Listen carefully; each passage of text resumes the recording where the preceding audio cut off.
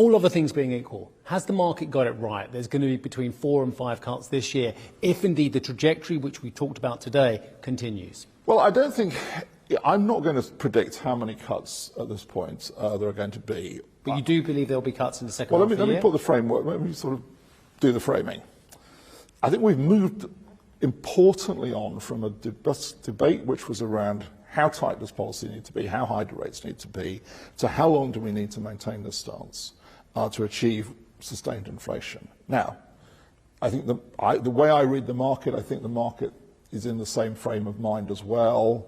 The market has to, of course, reach a view on when they think cuts are going to happen, because that's obviously how markets work. We are not going to commit to, it's going to be here and not there, or then and not then. But I very much hope that we're on a path which will allow us to conclude the answer to that question for how long will come, and we will get to a point where we say, yes, we can. In terms of alignment, though, and again, you said the markets are broadly having the same thinking as the central bank at the moment.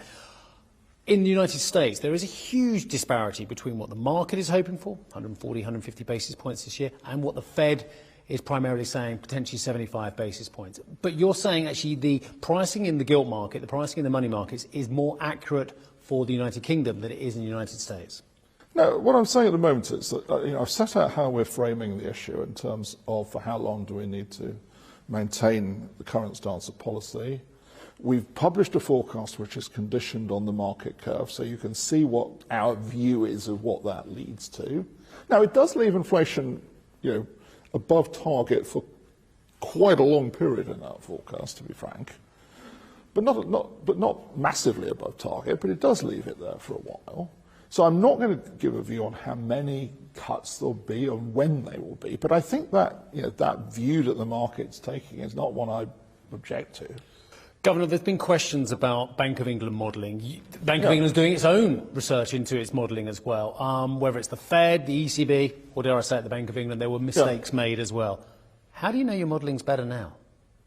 Well, can I just, first of all, we asked Ben Bernanke to do a review, and I was enormously pleased when he said yes to it, because it's a crucial I think, piece of work to do.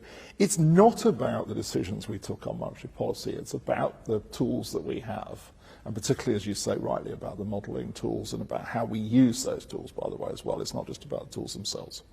Now, what I would say, and I think all central banks, we have faced some huge shocks in the last few years, and those shocks have actually been really on the supply side of economies, not on the demand side. So they've been about wars, about pandemics and the consequences of them. These things are inherently hard to model. They're inherently very, very hard to model. They're impossible to predict, and they're very hard to model. So these are difficult questions.